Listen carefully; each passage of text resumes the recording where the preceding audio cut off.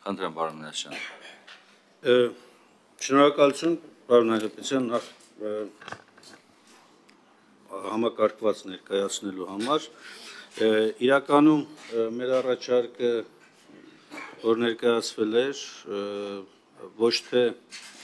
օրենքի խախտում էր ժամկետի առումով, դա հայեցողական լիազորության հարց է, օրենքի որևէ դրույթ չկա, որ արգելի հիմնական զեկուցողին կամ հեղինակին իրացնելու դա կամ դիտարկելու դա որպես կոնկրետ առաջարկություններ, բայց այնուամենայնիվ դա ձեր արդեն հայեցողության լիազորության դաշտն է, այստեղ առարկություն չունեմ։ Տեսեք, դուք նշեցիք, բայց մեր առաջարկը վերաբերում էր ոչ թե քանակ ավելացնելուն, այլ վերաբերում էր նույն կարգավորումը, ինչ որ մենք ունենք օրինակ հանրային ծառայությունները կարգավորող հանձնաժողովում կամ մրցակցության պաշտպանության հանձնաժողովում, նույն կարգավորումը լինի նաև տեղեկատվական այս նոր մարմնի ձևավորման շրջանակներում, այսինքն հերթականությամբ կառավարության առաջարկություն, իշխող խմբակցության առաջարկություն եւ ընդդիմադիր խմբակցության։ Հիմա ձեր ներկայացածով գուցե այդպես չի, ես խնդրեցի հիմա նաեւ հանձնաժողովի աշխատականը, որպեսզի տպված վիճակով բերի, ստացվում է, որ բոլոր դեպքերում մեկ անդամի առաջադրելու իրավունք է ստանում։ Մինչդեռ մեր առաջարկած կարգավորումը կարող է ստեղծել իրավիճակ, երբ որ մեկի փոխարեն երկուսը կարող է առաջադրել ժամկետի մեջ նկատի ունեմ, էլի։ Մենք պատկերացրեք, եթե ընդունենք 6 չի 5 է, դուք հիմա առաջարկում եք 6, այդ 6 ընդհանրապես հանձնաժողովները կենտ թվով են ելնում, զույգ թվով չեն ելնում, էլի։ Եթե բան չի, կարող ենք էլի 5-ը պահպանել, պարզապես ընթացակարգը հետևյալն է։ Առաջադրվեց, մանավանդ առաջին օրինակ կազմի ժամանակ, առաջադրվեց 1, 2, 3 դրացավ, այս հաջորդ փուլը առաջադրման իրավունքը կառավարություն, իշխող մեծամասնություն եւ այլն, այսպես շարունակ։ Հիմա տրամաբանությունը դա այստեղ հուշում է, որ հնարավոր է, որ երկու անձ առաջադրվի։ Ժամանակի ցանկացած փուլում հնարավոր է, որ մի այ ներկայացման իրավունք ունեցողը ժամանակի մեջ նույն իր գործունեության ժամանակահատվածում երկու անձ կարողան առաջադրի ըստ հերթականության։ Հետևաբար, որպեսզի թյուրիմացություն չլինի, խնդրեմ այստեղ հստակ բարձրաբանում, սահմանվել է ուղղակի մեկ քվոտա, թե առաջադրման իրավունք, սա հստակեցնենք առանց սահմանափակման, քվոտայի սահմանափակման։ Եթե որտեղ սկզբունքային հարց է սա, կազմավորման տեսակետից եւ գործունեության տեսակետից։ Երկրորդը մենք ունենք նաև առաջարկություններ կապված ազգային անվտանգության ոլորտում եւ այլ կարևոր ոլորտներում այն կոշտ սահմանափակմանը, որ սույն օրենքի դրույթները չեն տարածվում այդ ոլորտների վրա։ Որքան գիտեմ, նաև քննարկումների ընթացքում էլ պայմանավորվեցինք, որպեսզի հստակություն մտնի, որ կիրառվում են, սակայն եթե առանձնահատկություններ կան սահմանված այդ օրենքներով, այս ոլորտներ, այս կազմակերպությունների գործունեությունը կարգավորող ոլորտներով, ապա կիրառվում են այդ առանձնահատկությունները, որպեսզի ստանդարտը լինի միևնույնը բոլորի համար։ Բայց այս մասով ոնց որ չլսեցի ես ձեր կողմից տեսակետ, խնդրեմ, որպեսզի նաև այս մասով բարձրաբանում ներկայացվի։ Իսկ ընդհանուր առմամբ շնորհակալ եմ մեր առաջարկները քննարկման առարկա դարձնելու համար։ Խնդրեմ, պարոն Հայրապետյան։ Ես վերջին պարոն Հայրապետյանը պատասխանը այդուհանդերձ անդրադառնամ էլի։ Պարոն Հայրապետյանն ասեց, որ բովանդակային առումով ուսումնասիրել է առաջարկները, բայց մենք առաջնորդվում ենք ազգային ժողովի կանոնակարգ օրենքով եւ ազգային ժողովի կանոնակարգ օրենքի շրջանակներում խմբակցության գրավոր առաջարկների համար նախատեսված է ժամկետ։ Եթե իրավական առումով ժամկետը անցնելուց հետո են ներկայացվել այդ առաջարկները, մենք համարում ենք, որ նման առաջարկներ չկան, բայց այդ բանից բովանդակային այդպիսի արգելք չկա, պարոն Վարդան, իմ ասածը սա հայեցողական լիազորության դաշտում է։ Դե մեկնաբանության հարց է, բայց մենք այդպես ենք մեկնաբանում, եթե կարիք ունեք, հա, երբ մեկնաբանում եք, կարող ենք առանձին աշխատանքային քննարկման խնդրեմ։ Ես պարոն Մինասյան չեմ մտնի այդ իրավական հարցերի մեջ, որովհետև հատկապես այս հանձնաժողովում պատգամավորները շատ ավելի լավ են տիրապետում իրավական նրբություններին, քան ես, եթե դուք պնդում եք, որ հայեցողական է, ապա մենք կողմ ենք քվեարկում ձեր առաջարկին, որովհետև քաղաքական մշակույթի տեսանկյունից կառավարություն կամ իշխող ուժ ընդդիմություն երկխոսության կուլտուրայի տեսանկյունից անձնապես ինձ համար նախընտրելի է, որ եթե կա մի դրույթ, որի շուրջ կա կոնսենսուս, մենք ընդունենք ընդդիմության առաջարկը եւ երբեմն մեր հանրությանը նաեւ այս շենքից դրական ինչ որ լիցքեր ու ազդակներ հղենք, որ կա երկխոսություն եւ ինչ որ կարեւոր նախագծերի շուրջ երբեմն նաեւ լինում են հրաշքներ, որ լինում են կոնսենսուսներ քաղաքական հակամարտող կողմերի միջև։ Եթե դուք պնդում եք, որ մեր հայեցողությամբ է, ապա ես կխնդրեմ հանձնաժողովի նախագահին քվեարկության դնել, որպեսզի նաեւ արձանագրվի, որ մենք դիրքորոշում եւ վերաբերմունք ենք հայտնում Հայաստան խմբակցության ներկայացրած առաջարկների վերաբերյալ եւ ոչ թե մենք ենք հանդես գալիս այդ առաջարկներով, սա արդեն հանձնաժողովի որոշմանն եմ թողնում։ Ըստ էության հենց ՀՑԿՀ-ի մոդելով ենք առաջնորդվում։ Հենց ճիշտ նույնությամբ, եթե ուզում եք ես ընթերցեմ ձևակերպումը, հանձնաժողովի նախագահի թափուր պաշտոնում թեկնածու առաջադրելու իրավունք ունի կառավարությունը, հանձնաժողովի մյուս անդամների թափուր պաշտոններում թեկնածու առաջադրելու իրավունք ունեն հաջորդաբար կառավարությունը, ազգային ժողովի կառավարող խմբակցությունը եւ ազգային ժողովի ընդդիմադիր խմբակցությունը։ Ընդ որում, եթե ազգային ժողովի կառավարող կամ ընդդիմադիր խմբակցությունները մեկից ավելի են, ապա ազգային ժողովի կառավարող կամ ընդդիմադիր խմբակցությունները հանձնաժողովի անդամի համապատասխան թափուր պաշտոնում առաջադրում են նախապես համաձայնեցված մեկ միասնական թեկնածու։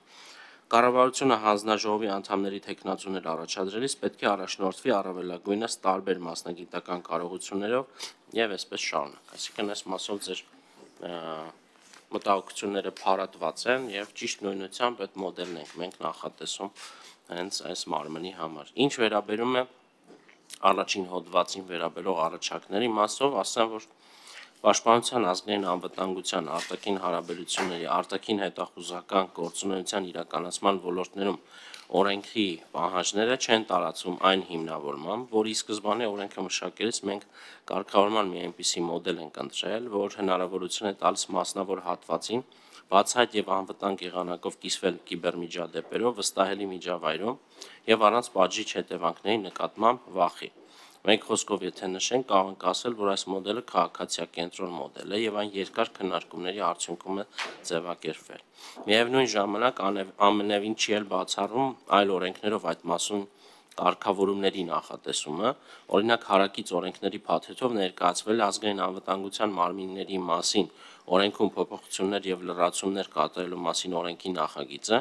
որով նախատեսվում է, որ նշված ոլորտներում կիբերանվտանգության ապահովման մասով նույն լիազորություններն ունենալու է ազգային անվտանգության մարմնում ձևավորվելիք կիբերպաշտպանության ազգային կենտրոնը National Cyber Defense Center, որպես կառուցվածքային ստորաբաժանում։ Վերնշված ենթադրում է, որ մենք կիբերանվտանգության ապահովման միասնական համակարգ ենք ներդնում եւ կիբերանվտանգության ապահովման տեսանկյունից չկարգավորվող որևէ ոլորտ պարզապես չի լինելու։ Ինչը վերաբերում է օրենքով նախատեսված կիբերհանցագործությունների ոլորտի վրա այս օրենքի կարգավորումների չտարածման դրույթը հանելուն, ապա պետք է նշեմ, որ դա ընդունելի չէ, քանի որ քրեական օրենսգրքում կատարված փոփոխություններով առանձին հավելվածի տեսքով արդեն իսկ սահմանված են կիբերհանցագործությունների հստակ ցանկը։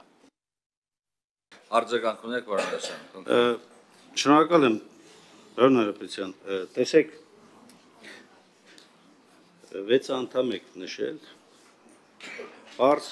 թվաբանական վերլուծություն անենք, հանած նախագահան տակը մնում է 5։ Պարոն Ասյան, հազար ներողություն, հարգելի գործընկերներ, որոնք անդադ բողոքում են առայն, որ ազգային ժողովը թույլ չի տալիս, որ իրենք իրականացնեն իրենց բնականոն լրագրողական գործունեությունը։ Դուք հիմա կոնկրետ կներեք, էլի խանգարում եք, անդադ խոսում եք։ Խնդրում եմ։ Խնդրեմ, պարոն Ասյան։ Բարձ գործողություն անենք, դուք ասում եք 6 անդամ։ 6 անդամից նախագահին հանեցինք, որ կառավարությունն է առաջադրում, տակ մնաց 5 անդամ։ 5 անդամից ըստ այս փոփոխության առաջարկի առաջարկում է կառավարությունը 1 անդամ, երկրորդ առաջարկում է իշխող խմբակցությունը 2-րդ անդամ, երրորդ առաջարկում է ընդդիմությունը 3-րդ անդամ։ նախագահի հետ եղավ 4։ Հիմա գալիս ենք նորից հերթականությունը։ Կառավարություն 1 անդամ եւ իշխող մեծամասնություն 1 անդամ։ Այսինքն հենց հասավ երկրորդ առաջադրման, որ ընդդիմությունը պետք է առաջադրի, ստեից կտրեցինք թելը եւ ասացինք, որ 6 անդամ է լինում։ Ինչն է խանգարում, որ 7 անդամ դառնա, որպեսզի լիարժեք իշխող եւ ընդդիմադիր խմբակցությունները ունենան հավասար հնարավորություն, ի վերջո կառավարությունը ունի արդեն 2-3 ներկայացուցիչ այնտեղ, նախագահ եւ 2 անդամներ, կամ դարձնենք 5 եւ ավարտենք այստեղով, որ իշխանությունն էլ չունեն այդ հնարավորությունը, իշխող խմբակցություններ չունեն այդ հնարավորությունը, կամ եթե տալիս ենք իշխող խմբակցությանը երկրորդ անդամին առաջադրելու իրավունքը, նույն իրավունքը վերապահենք նաեւ ընդդիմությանն էլ, համ դրանով նաեւ հանձնաժողովի տրամաբանական կենտ թվին կգանք, 7 անդամի պարագայում, հետո 7-ը լավ թիվ է ի վերջո, կամ 5 դարձնենք, կամ 7, որպեսզի նաեւ իրավունքների տեսակետից պաշտպանվի սա։ Առաջարկը կարծում եմ ընկալելի եղավ։ Ընդհանուր առմամբ նորմալ է, որ այս փուլում գոնե այս երկու օրենքների տրամաբանությամբ է ներկայացում։ Իհարկե հետագայում մենք պետք է քննարկենք ընդդիմություն իշխանություն հարաբերությունների հարցում ի վերջո պարլամենտական կառավարման համակարգում փոխադարձ զսպման համակարգը ոչ թե գնում է կառավարություն պարլամենտ, այլ իշխանություն ընդդիմություն հարթության մեջ։ Ի վերջո կառավարությունը մեծամասնության վստահությունը վարող թիմն է։ Չի կարող էլի մեծամասնությունը պարլամենտում լինելով հակակշռել կամ զսպել իր թիմին։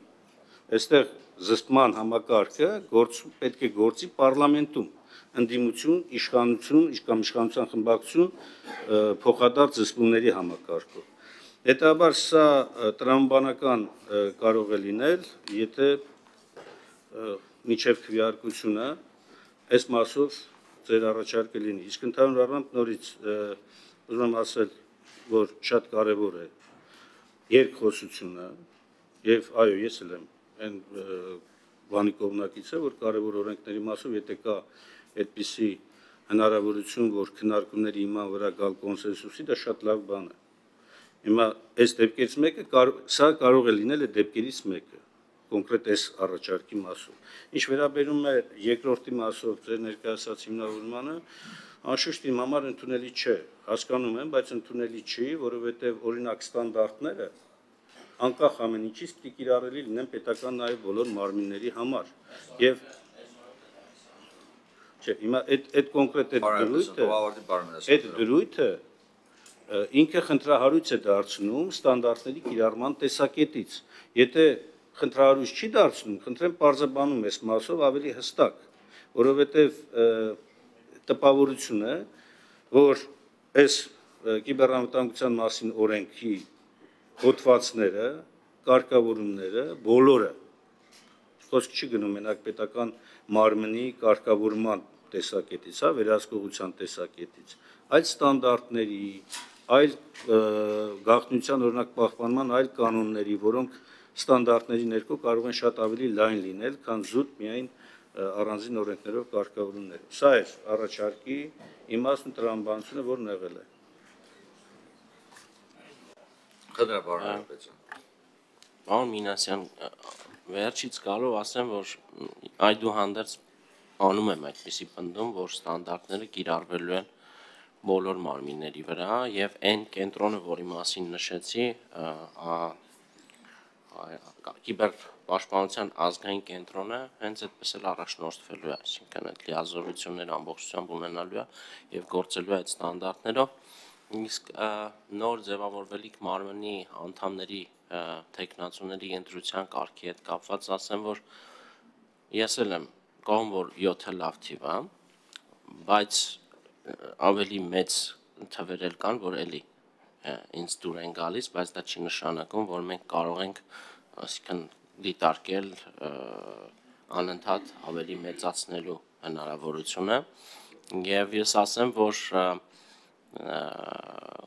գուցե հանձնաժողովը ինքը որոշի 6 թիվը սահմանի, թե պահպանի 5 թիվը։